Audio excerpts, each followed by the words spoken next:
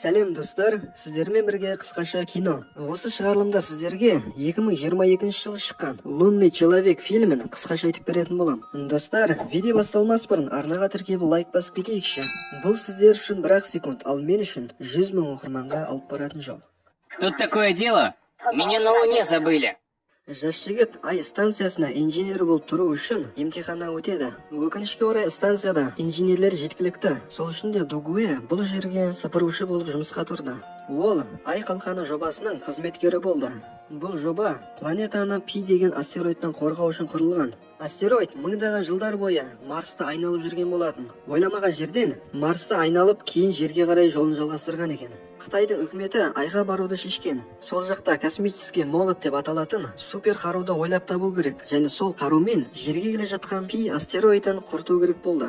Қарумен астероидты атқанда, оның қалдықтарын ай өзіне тартып алады. Соның арқасында жер планетасын аман алып қалуға болады екен. Жоспардың барлығы орындалды. Жер планетасы апаттан аман қалғандай. Енді Дугуэ жерге оралып, өзінің жеке мәселелерін шешкісі келді. Мәселе бұлай, Дугуэ көптен бері бір қызға ғашық еді. Енді ол сезімін білдіргісі келеді. Сол үшін де скафандр арқылы 2 фигура жасап, өзінің ғашығына бергісі келді.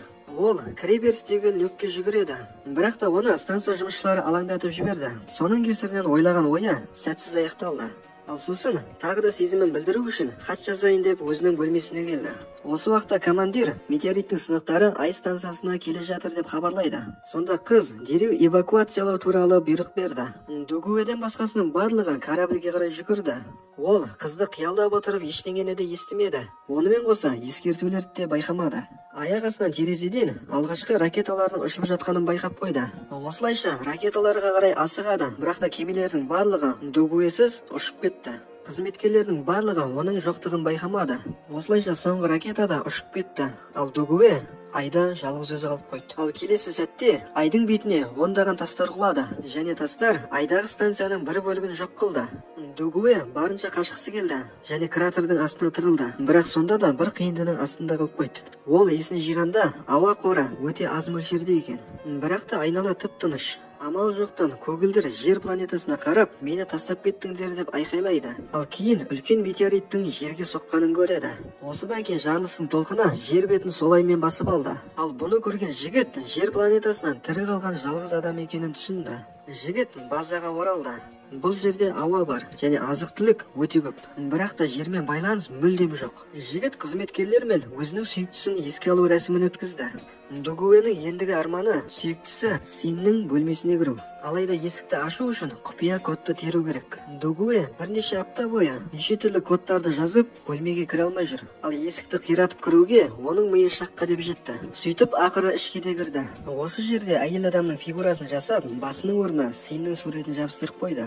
Енді ол сүйіктісімен отырғанда елестетіп, кешкі ас ішуде. Сөйтсе, осыған дейін жігітті жерде тірі қалған адамдар бақылап жүр екен. Бақылап отқандардың арасында Син де бар. Аймен байланыс болмаған себепті адамдар Дугуэні тек қана сыртынан бақылай алады. Син төрағаға айтады, мені салғырттығымның кесірінен Дугуэ айда қалып қойды дейді. Сонда төраға, сендер аймен байланысты орнатуларың керек, және соның арқасында Дугуэні қалай өмір сүріп жатқанын жердегілер біліп отыру керек дейді.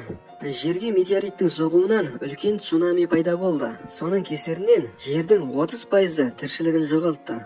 Жердің бетін солаймен вулканның түтіні басып алған. Тірі қалғандардың жағдайы өте нашар. Енді адамдардың барлығы жердің астында өмір сүреді, және адамдар арасында түрлі аурулар пайда болды. Енді олар Дугуэні батыр етіп көрсетсе, жердегілердің өмір сүруге деген ынтасы оянуы мүмкін. Осыдан кейін айдағы Дугуэнің не істеп жатқанын тірі қалған адамдардың барлығына көрсетеді. Син барлық адам тыңдайтын сетке шығып, айдағы адамның өмірі туралы әңгімелейді. Жер бетіндегі адамның барлығы экранға қарауда, алайда көпшілігі бұл нәрсеге сенбейді. Осы уақытта Дугуэ Синнің суретіне қарап, өзін өлтіргісі келетінін мойындайды. Осылайша қоймаға бара жатқанда тамақтың қорапшасын байқап қалды. Син тікелей эфирді қосуға бұйрық берді. Командаға дыбыстаушы тірі қалған жалғыз актер келді. Жазылған сценарий жоқ, сол үшін де өзінше импровизациялауға мәжбүр болды. Дугуэ қоймаға кіргенде әйелдің еліктіретін көлеңкесін көрді. Актер жігіттің не істеп жатқанын дыбыстап түсіндіруге дайындалуда. Жігіт мұнда жалғыз емес екенін біліп қуанып тұр, ал азық-түлік екеуіне де молынан жетеді. Адамдардың үміті үзіліп кетпес үшін сен актерға өте әсерлі етіп дыбыста дейді. Ал айдағы жігітіміз бұрылып қарағанда қыз емес кенгуруды көреді. Дәл осы уақытта жердегі адамдар да экраннан кенгуруды көріп тұр. Ал дыбыстағыш актер болса кенгурудың тілімен үлкен суммадағы ақша туралы айтып қойып кетеді. Ал жердегі адамдар болса айда сөйлейтін кенгуру не істеп жүр деп ауышып қарап тұр. Сонда зерттеу бөлімі айда кенгуруды қалдырғанын мойындайды және оның жаман мінезі мен ашкөздігі бар екенін айтады. Дугуэ осындай көршісі болғанына алаңдап тұр. Себебі ол қойманы басып алды және жігітке дәрілерді алуға мүмкіндік бермейді. Енді жігіттің қоймаға кіру үшін жануарды өлтіргісі келді және жердегі адамдар бұның барлығын қарап тұр. Қоймада кенгуру ұйықтап жатыр екен. Жігіт үстінен аттап өтіп шкафқа да келді. Ал енді шыға бергенде артында кенгуру келіп құралды майыстырып тастады. Енді жігіт қоймаға кіру үшін басқа әдіс ойлап табайын деп кенгурудың әйел түрінде келеді. Кенгуру Конг өзіне келген қыздың сұлулығына тәнті болды. Жігіттің дәрін алғысы келеді. Ал артындағы Конг болса жақындасуды ойлап тұр. Енді Дугуэ өзінің арын сақтау үшін қаша берді.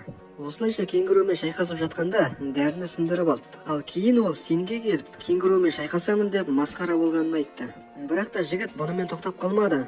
Ол гатлинг оружиясын 3D принтер арқылы шығарып кенгурумен шайқаса бастады. Тіпті алғашында жеңе бастағандай болды. Алайда бұл ұзаққа созылмады. Кенгуру жігітті қуып жетіп, оны үздіксіз соққыға жықты. Және кезекті соққының кезінде Дугуэ жерге құлап, есін жоғалтты. Жігітке қатты алаңдаған жердегі Син онымен байланысқа шыққысы келді. Ал Дугуэ экранға шыққан аудиодорожканы көргенде өзінің жалғыз емес екенін түсінді. Бұны көрген жігіт қуаныштан жылай бастады. Алайда бұл памяқты жасап отырған кенгурудың құйрығы екен. Дугуэ жер планетасына қарап қатты жылап тұр және кенгуруға енді қайтып төбелеспей-ақ қояйық дейді. Конг та бірден келісе кетті. Осыдан бастап жігіт жерге қарай баруды жоспарлайтын болды. 1969 жылы айда Аполлон программасы жасалған болатын. Және соңғы кемелердің бірі айдың бетінде әлі тұр. Енді жай ғана соған барып, ішіндегі қозғалтқышты алып, айдағы станцияға ұшып бару керек. Және сондағы құтқару капсуласына мініп, жерге қайтадан оралу керек. Енді жігіт өзін жерге жеткізетін аппаратты жөндеуде. Жігіт жоспар бойынша Аполлон 18-ге келгенде, ол жөндеуге мүлдем келмейді екен. Енді Дугуэ Конгты осы жерде қалдырып кеткісі келді. Бірақ та олай жасау мүмкін емес. Себебі Конг олай жасатқызбайды. Базаға келгенде жігіт ертеректегі Қытайлардың айлы балта деген кораблін есіне алды. Алайда ол базадан өте ұзақ жерде орналасқан. Жердегілердің ойынша Дугуэ айлы балтаға барып үлгермейді. Себебі айдың бетіне күн сәулесі түсіп тұрады. Бірақ та Син жігітті түсінгендей болды. Ол күн сәулесін айналып жүріп күніге 4 сағат жүретін болса, айлы балтаға барып қайтадан базаға келіп үлгереді дейді. Жердегілер Дугуэ мен кенгурудың саяхатын тамашалауда. Жол өте ауыр, екеуі де шаршап қалды және қолдарынан келгенше ұйықтап қалмауға тырысуда.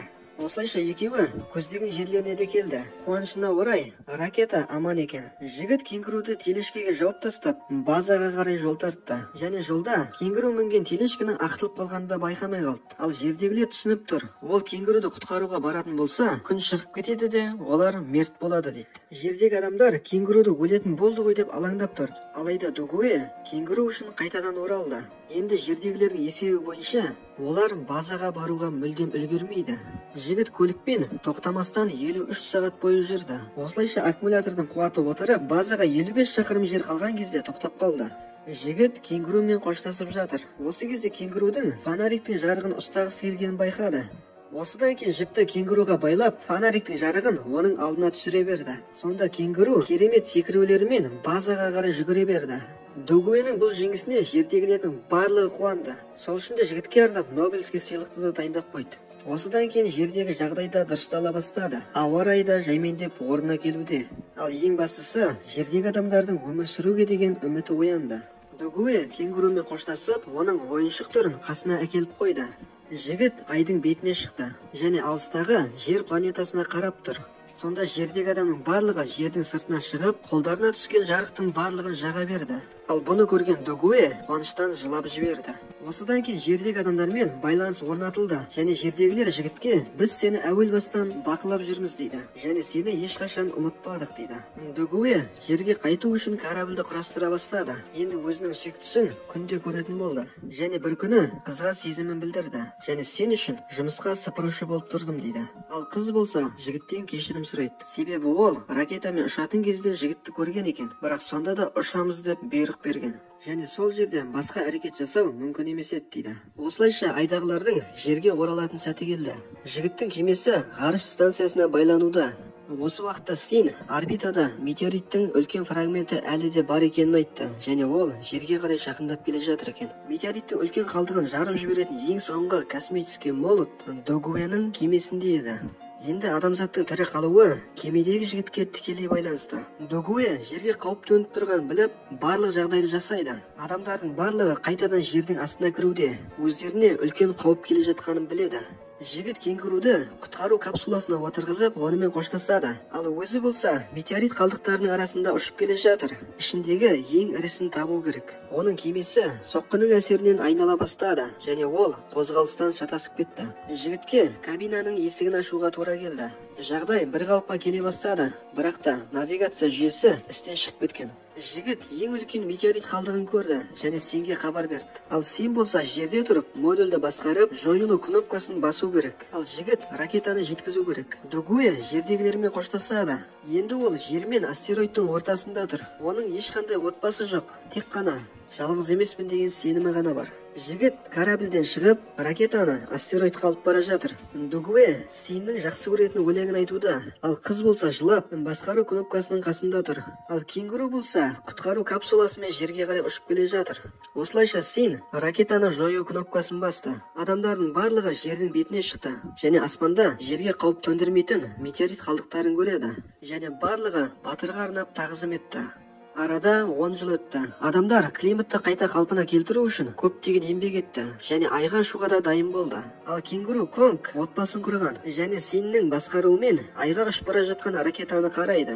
Кейін олар айға да қонды, және Син станцияның алдынан күліп тұрған Догуэні көреді. Ал шын мәнінде бұл жерде Догуэ жоқ, оны тек қана Син көріп тұр. Достар, фильм сізге ұнаған болса, комментарийге жазып кетейік, және де лайк басып, арнаға тіркеліп кетейік. Ал келесі видеоларымды бірінші болып көру үшін қоңыраушаны да басып қой. Келесі көріскенше аман сау болыңдар достар.